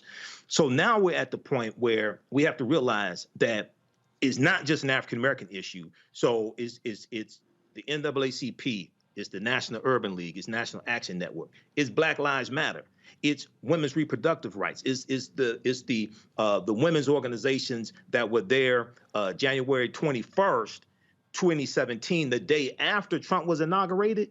And there's about 500,000 of them in Washington, D.C., and they were organizing all across the country, and they had rallies all across the country, is all these organizations. Because they're coming for all of us, okay? They're using African Americans as the foil, but when you see, for instance, there are 38 million disabled Americans who are voters, 38 million. When you talk about cutting out mail-in ballots, that hurts those disabled Americans, regardless of race, who vote through mail-in ballots, okay? So we have to get beyond it. We have to get beyond just Dr. King and John Lewis. I saw the commercials running, talking, and Dr. King talk about the filibuster, things like this. You got to get behind this and show how these bills harm everybody, regardless of race. This is why, even though I love John Lewis, I think it was a tactical mistake to name the John Lewis Voting Rights Act after him. I know he wrote the majority of the bill. I would have named it after Susan B. Anthony. Because if you name the bill after Susan B. Anthony, now you put the 19th Amendment to the U.S. Constitution front and center, and you can talk about how, I would have ran commercials talking about how white women's voting rights were at stake. And I would have dealt with the history of white women's voting rights. Yeah. Okay, so we have to get beyond that. Yeah, that's a good point. I tell you what, I think about the words of the rapper Lupe Fiasco, who's saying greed, but we can use the term power. It's colorblind. So they're colorblind. They're going to come for yours as soon as they done with mine. All right, we're going to take a quick break. You're watching Roland Martin Unfiltered, streaming live here on the Black Star Network. We'll be right back.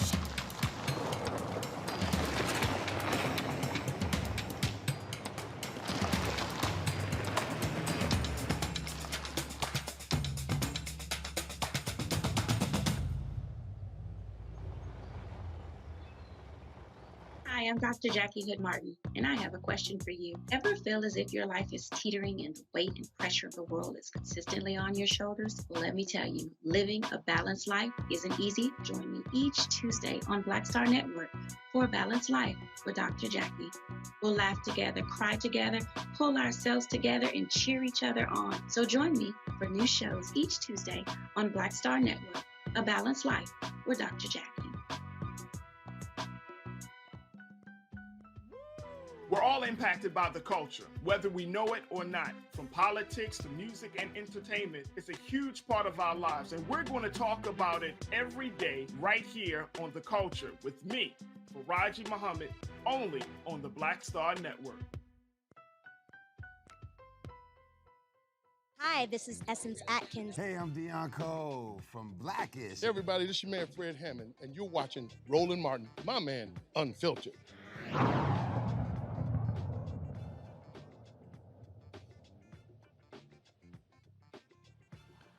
Organizations supporting Southern Black women in about a dozen states will get financial help from the Southern Black Women and Girls Consortium.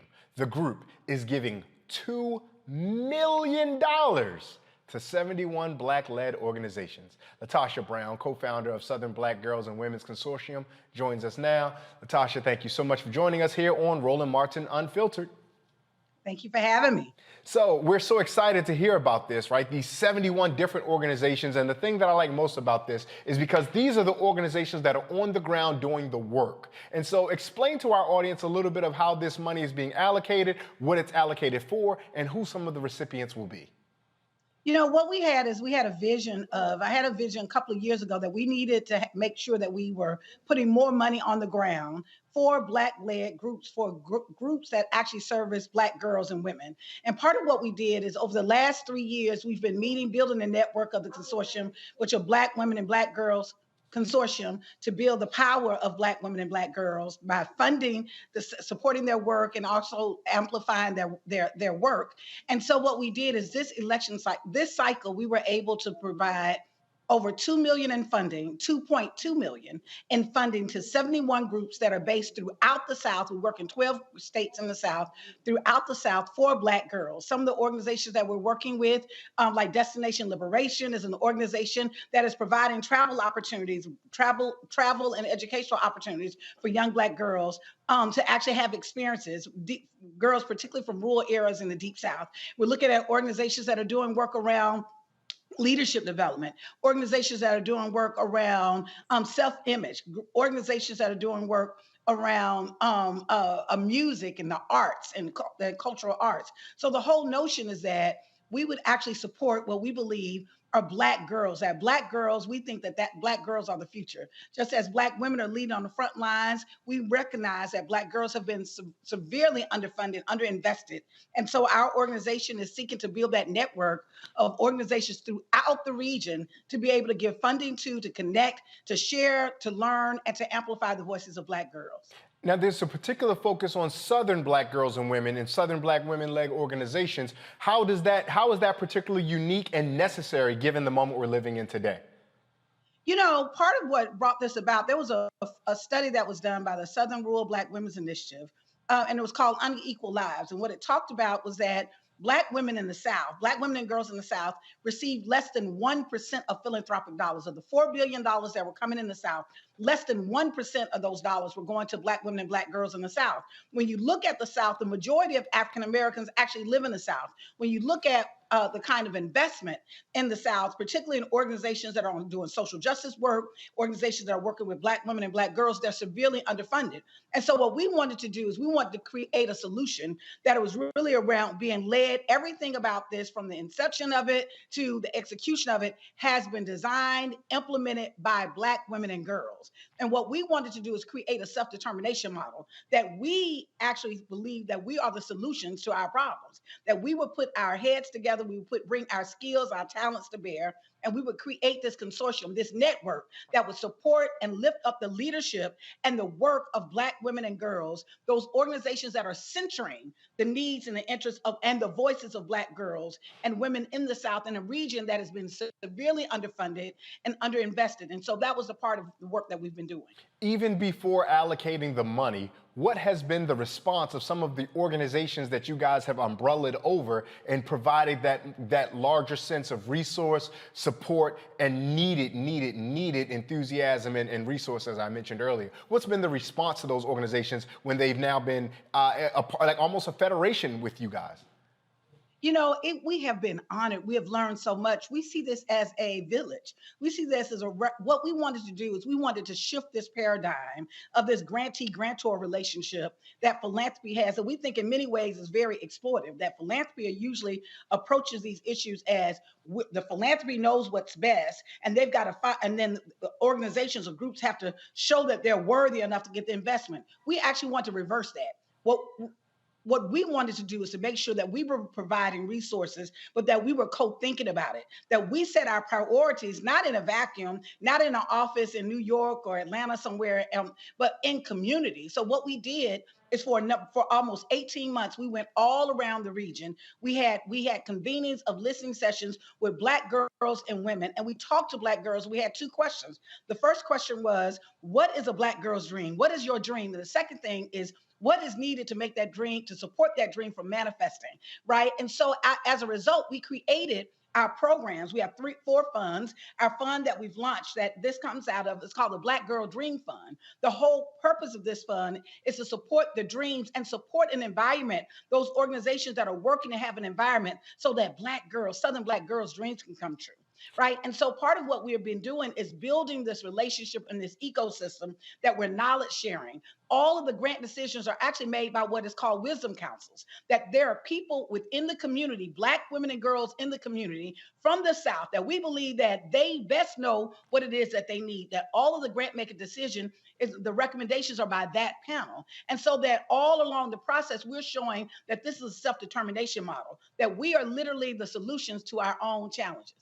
Latasha, that sounds wonderful, and it encourages me. It gives me to think about something that we say often, which is, what is the purpose of having Black folks in charge of things if they're just going to do it the same way that other folks were doing it before? So let you all being the grantors now, it sounds fantastic that you're having a democratic center-out approach as far as the top-down. Reminds me of one of my heroes, Ella Baker. Are you finding that the organizations that you're partnering with in the services they're providing to the girls and women in the communities they're in are also modeling that center-out approach as opposed to top-down? Oh, absolutely. You know, one of the organizations I'll just lift up right now is in South Carolina, is an organization called Every Black Girl. And Vivian Anderson leads that organization. And the young women that we're seeing take leadership that are actually they're doing conferences, they're creating businesses. We're seeing Black women are creating spaces and support networks for Black girls to be centered in it, but not be centered in a way that they are seen as victims, but that they are actually seen as contributors to all of us. That we believe that when you literally you create the space for Black girls to thrive, then that helps all of us thrive.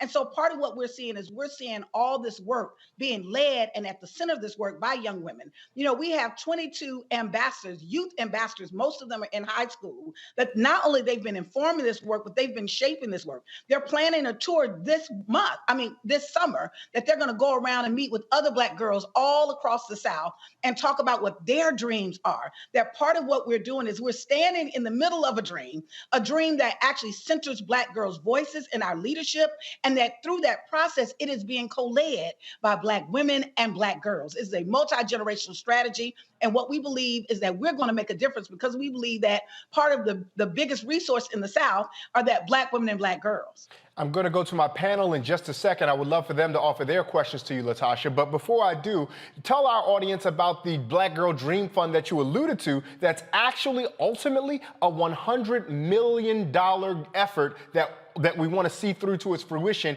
at the end. Tell our audience about that, please. So listen, when we're talking about a Black girl dream, we're talking about a big Black girl dream. That's what we're saying. We're talking about big dreams.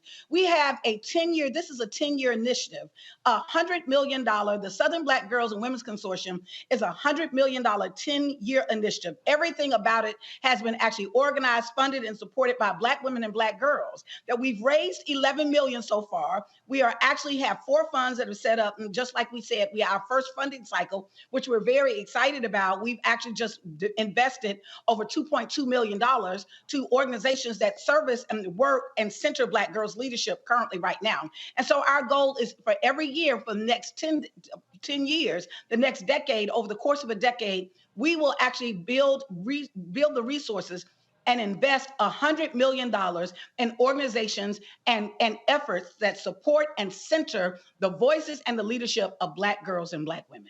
Well, we're going to start the questions on our panel with our Black woman here. Kelly, go right ahead. Thank you. First and foremost, I've been a fan of Latasha for years now, especially when it comes to Black Voters Matter. So it's an honor to be speaking with you again.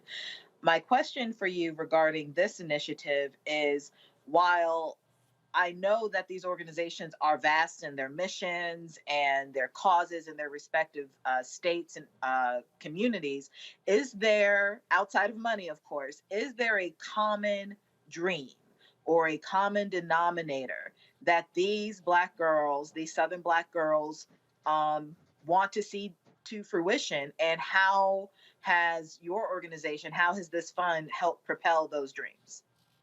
Thank you for asking that question. I want people to understand that we actually are a consortium. A fund is, we've got these 4 funds that are actually a part of the work. That's part of the resource and investment work. But what we see is we see this as a larger network of organizations, of thought leaders, of women and girls who are coming together to figure out how can we address not only our problems, but how can we actually contribute and use our skills. And so part of what has happened, I talked about, we did these listening sessions for about 18 months, but since that time, we've done a number of things that not just around money, but we've done a number of things to support Black women and Black girls. One of the things that we did is during COVID, we recognized that many organizations that had been supporting Black girls were actually very vulnerable in that minute, very vulnerable out of COVID.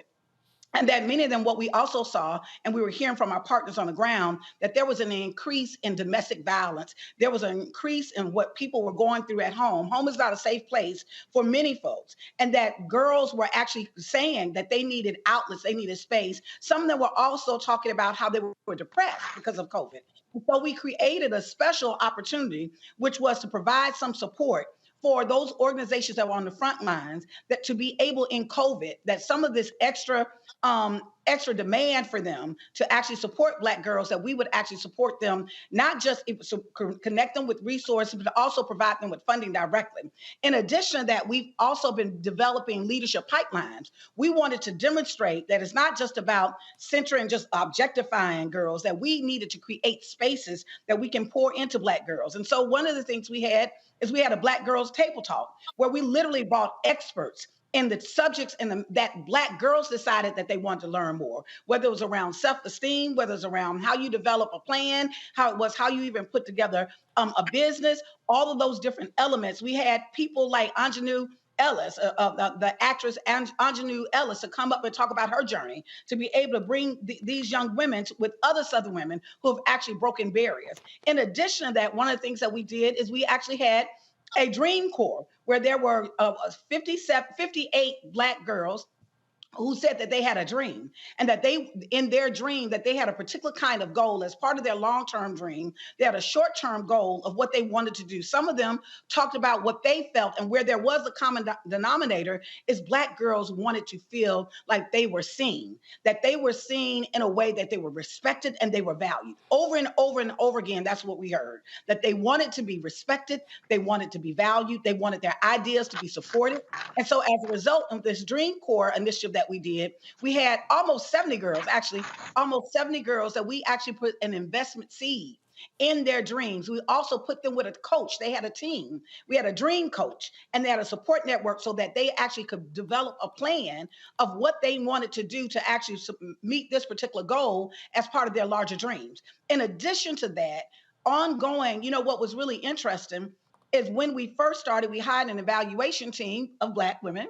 who did an evaluation to actually identify some of the things that Black girls said that they wanted. What was really interesting is that many of the Black girls overwhelmingly were concerned not just about themselves, but they were concerned about their family, the economic stress on their family. And one of the number one issues that kept coming up, ironically, which was actually surprising to me, was around healthcare. There was a lot of anxiety with Black girls around healthcare and stress, and how their family, how medical issues had impacted their families and had impacted them personally. And so another thing that kept coming up is they wanted expanded experiences. They wanted to be able to try new things. They wanted to be able to travel. And so those are some things that came up in our work. Absolutely. Michael, go ahead.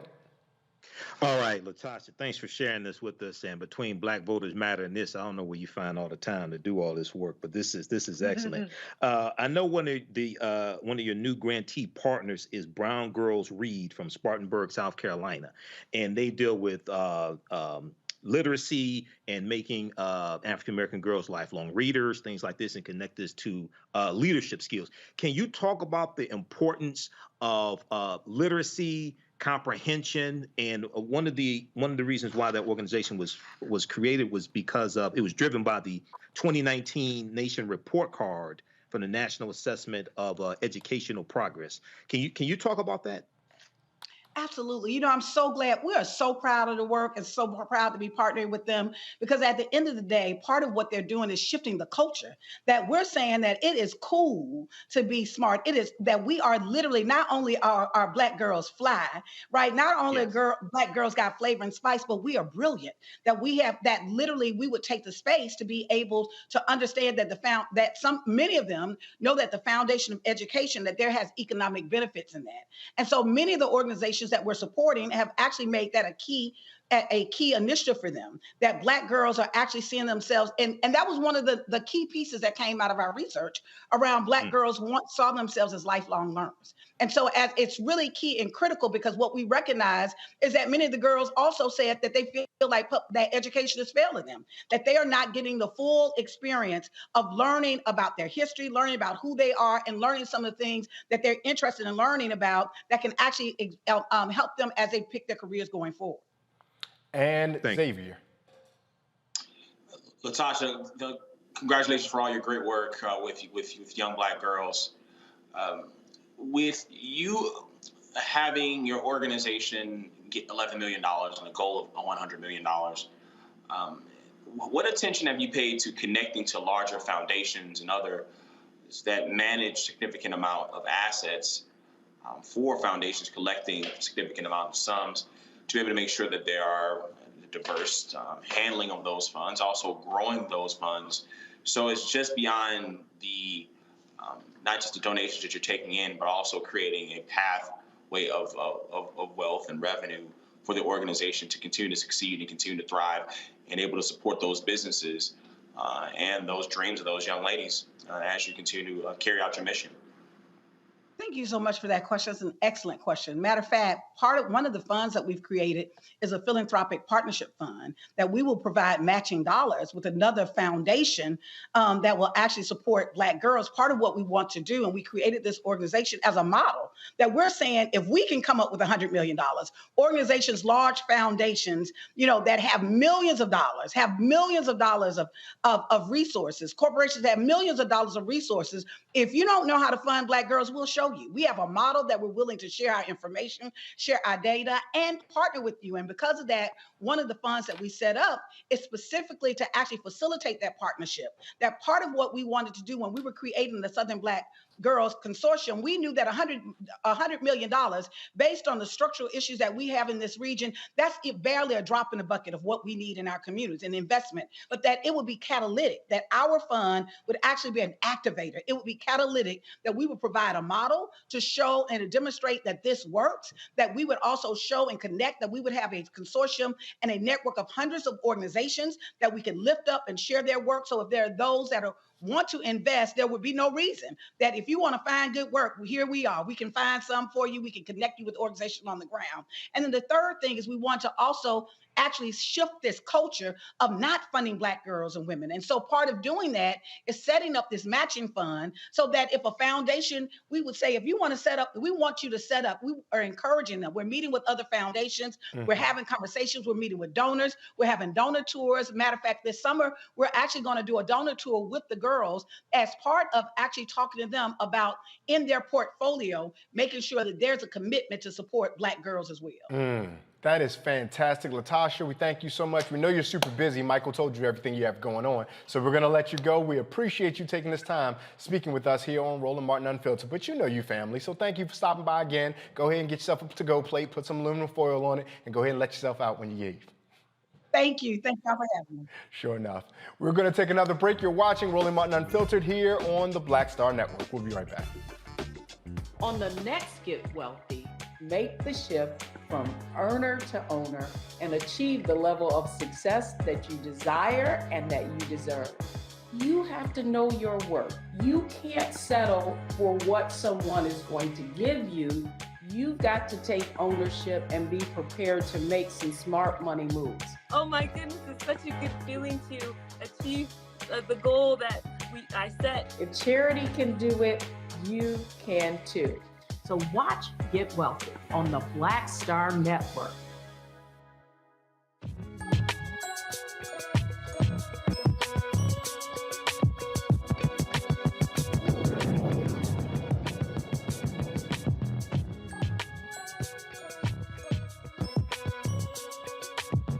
It's Black History Month, yet our children are still reading from textbooks that do not feature people that look like them or celebrate the achievements of our people.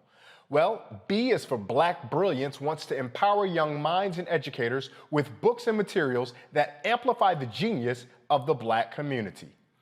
B is for Black Brilliance celebrates Black history and shines a light on the greatness in upcoming generations. Founder and CEO of Black Brilliance, Shauna Wells, joins me now. Shauna, thank you so much for making time. Tell us a little bit about the book and about what you hope it stimulates in young Black readers. Hey, thanks for having me. It's good to be here. Listen, the book is an agitation tool.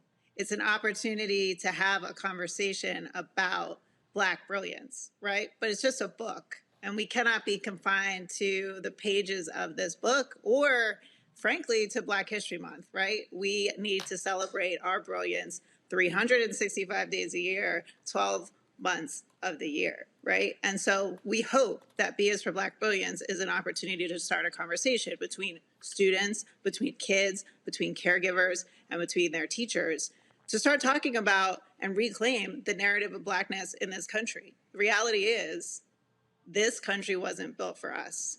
And so the narrative that's been taught about us time and time again has been limited. And we represent a more robust narrative, one that centers our brilliance, centers our genius, and allows us to heal and the next generation to set themselves up to really build lives of abundance and to build new legacies of what it means to be Black in this country. Now, Shauna, that sounds fantastic, and all of us here are excited about that, but we know that we've been getting pushback in all kinds of ways from those adversaries who, to your point, don't want to support us and are anti-Black. What is the anticipated response for those folks who undoubtedly will say, if there's a book that says B is for Black Brilliance, where's the W is for White Brilliance book? Yeah, listen, they're out there. People are going to say those things. What we have to do is stop the narrative, stop giving in to the oppressive statements from people, from our haters, right? We have to be able to reply with, listen, we have been in big and small ways part of the fabric of this country for a long time. And we have an opportunity now because we have buying power, because we have voting power, we are powerful human beings. We get to take back the narrative in different ways that our ancestors were not able to do. And so great, let them write the book. And let's keep writing our own, and let's keep talking about and centering our stories over and over and over again to rebuild and to take the opportunity to be ourselves, our authentic and true selves. What are some of the ways that you guys aggregate or determine which authors and creators that you want to really amplify and magnify the work for these various illustrations and books? Hey, listen, we're just getting started, right? So this book is an opportunity to highlight a fully Black team that wrote a book together. That is very rare in the industry. In fact, 81% of editors and publishers out there identify as white, which is alarming considering that they're making decisions about what goes in front of our children, right? So the first step is to make a decision that, hey, we want to come together and want to tell different stories. And the book is just 26 individuals. We're just getting started. We have opportunities to highlight artists, to highlight poets, to highlight musicians that haven't been able to be in the mainstream, not because they're not talented, but because they don't have access to the resources that the industry resources that are out there, right? So we're making moves and we're having conversations with people that aren't known, right? We want to talk to the unknown artist, to the unknown illustrator, to the unknown author, to try and get their work out there and to amplify it. Now, we are about excellence, don't get me wrong. Like, we have to have this conversation in an excellent way. And so I'm an educator. I have a team of educators that helps us figure out what do we want to put in front of our kids over and over and over again so that we can be able to embrace fully our brilliance. Well, I'm going to go to the panel in just a second, but one more question for you, just because you said something and it really stuck with me. So how do you make the decisions as what should be put in front of our children? Because there's going to be a lot of folks, even within our community, who may have agreements or disagreements about what they think is the vital or essential evidence of Black brilliance and how it should be communicated to our children. Listen, like this is going to be tough, right? Because it's not been done before in the way that we envision it, right? So first and foremost, we are building a set of criteria that we look at to make decisions about what we put in front of people, what gets airtime and what doesn't. But the other thing is that we are not a monolith. Our stories need to be told in very complex and robust ways. So this is not just me making a decision. This is our team comes together to make decisions about what we put in front of our children. And hopefully we're able to bust this thing out, right? Like, we need to be able to have that 81% number. We have to tackle it and say, hey, listen, we're here, we're gonna make a decision, and we're gonna talk about how we talk about and reclaim our history and our future. Xavier, a question for Shauna Wells? Shauna, thank you for being an aggregator of Black excellence. You said that your healing journey consisted of searching and finding Black excellence, and it spurs you on to create this project. How do you seek to duplicate the healing you receive from finding affirmations of the brilliance of Black expression and Black exceptionalism? And how do you get to plant that into those who intersect with all the different artists that you find and collect and pass on that passion? That can be healing, be a balm to the soul of people that are seeking to put together the pieces of a broken America to create a better future that we contribute more and more and more to the fullness and the richness of our expression. Ooh, I love this question. I love this question. You are exactly right. This was a healing journey, right? As I started to look for the names of people that had gone undiscovered, untalked about, this whole new world unearthed to me and caused me to get in touch with my ancestors, caused me to have conversations with myself about what I believe and the oppressions that I had accepted from the culture that surrounds us. Listen, we have to disrupt this narrative, right? And we have to challenge ourselves to accept and expect different. So here we are in Black History Month. I see us all celebrating. This is one of my favorite months of the year. But as I started to think about the term Black History Month, I said, nah, I'm not here for it. Like, we have to talk about Black Brilliance Month, and then we need to continue the conversation. And as Black people, as Black creators, we have to stop accepting that we are limited to 1 month or one shelf in a big box store, right? We have to start demanding and expecting that people will recognize our brilliance. So how do we continue to heal? We have conversations with one another. We start at a young age with our kids at 0, talking to them about how brilliant they are, how they can evolve the narrative that's been told, and how they can change and really dictate the future and have different seeds than we all had, right? This generation, it's our job to be activists on mindset, right? Not just in the streets, but on mindset, so that the next generation has the framework they need to build out their abundant lives. Michael. Ashe. Yeah, yes. I'm sorry. I didn't want to step on you there, Xavier. My apologies. Michael, your question. All right. Hey, Shauna, this is great. B is for Black Brilliance. So, in reading the article from Medium.com, you talked about how you searched on Google. You did 197 searches. You were trying to find African American inventors and things like this. And you kept coming up with the same 10 names from the Google search. Okay. And can you talk about that process and how that search led to this book? Yeah, I can. So here's the thing, like we all know the names that I found, right? Every Black History Month in schools, and when we talk about Black narratives, we talk about the same people over and over again. Deep respect to the struggle that our ancestors went through, right? And at the same time, we have to start looking for and acknowledging that there are other people out there. So what did that look like? Well, I had this big old Post-it note, right, that I had posted on my wall. And I started writing the names of people that I would find. And then I started talking about that with other Black individuals. Like, hey, have you heard of this person? Have you heard of this person? Have you heard of James West? You know, have we recognized Issa Rae for all of her contributions? And then people started adding to the list. So talk about healing from the last question, right? When you start to add to the list and realize that, hey, Blackness is an important part of my identity, and actually I can build out a robust list of people that have contributed in big and small ways to this country, then we're having a different conversation about who we are, what we've done, and who we're about. And Kelly, your question for Shauna Wells. Kelly? Oh, I'm sorry. You broke up for a second. I apologize. Hi, Shauna.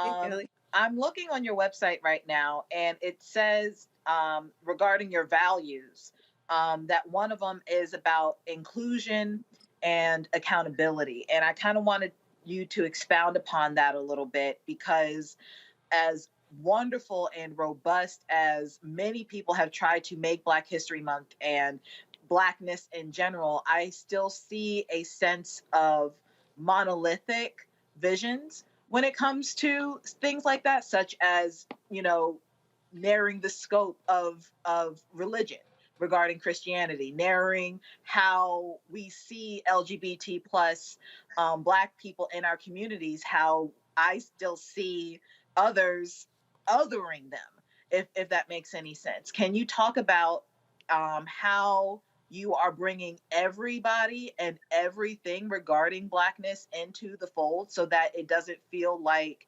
even though what you've done is so diverse, it still, in a sense, could be monolithic?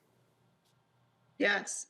This is the critical nature of this movement, right? Like, we have got to get better at having conversations about the robust narrative of what it means to be Black in this country and beyond it. So I'll tell you about the struggle that I had as I was writing this book. I had so many people trying to talk to me about the Black experience in America.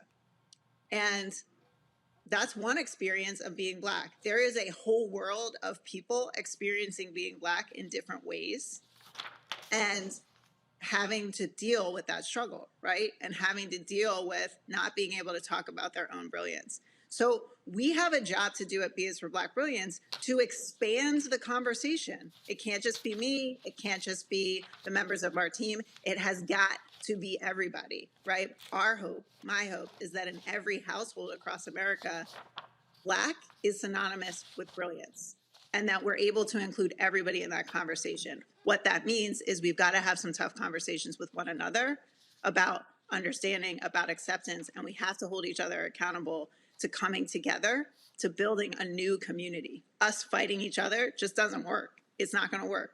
We have got to come together to have a conversation about what it means to change mindset around brilliance and Blackness. Shauna, that sounds fantastic. Tell folks where they can find and or follow you to make sure they get all they need to know from what is your work. Yes. Yeah, come see us at bisforblackbrilliance.com. We're just getting started. You can also follow us on Instagram, on Facebook, and on LinkedIn at B is for Black Brilliance. And it has been so nice to have this conversation. Thanks for pushing me as I had it with you. Absolutely. We're grateful for the conversation and grateful for the work that you're doing. Happy Black History Month. We look forward to celebrating B for Black Billions in March, April, May, June, July, and subsequently all through the rest of the year.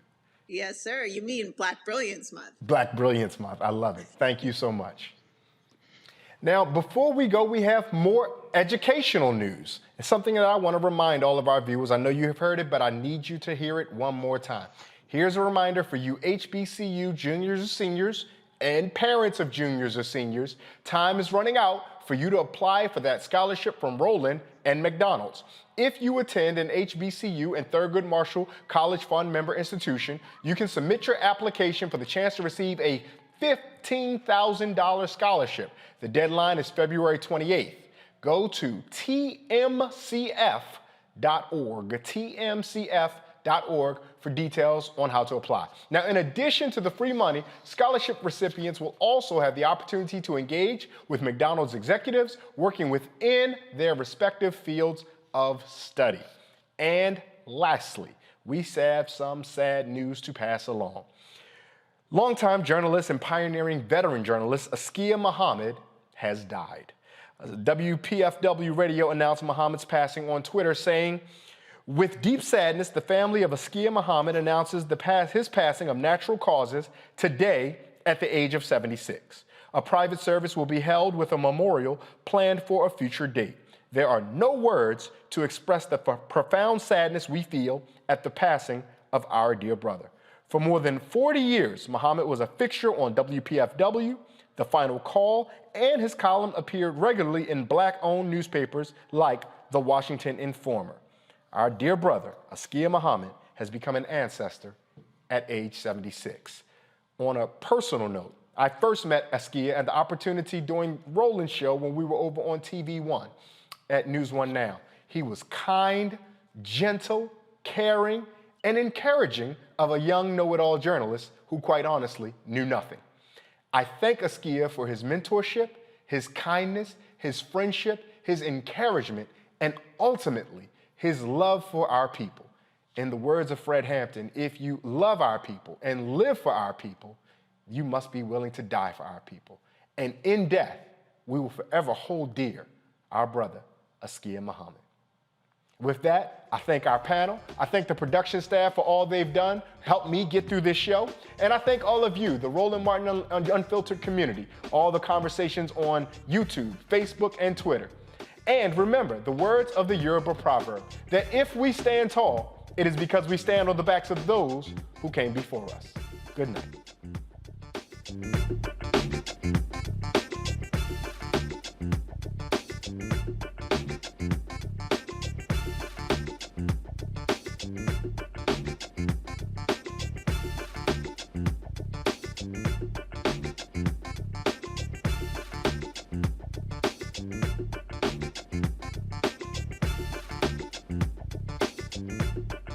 Martin!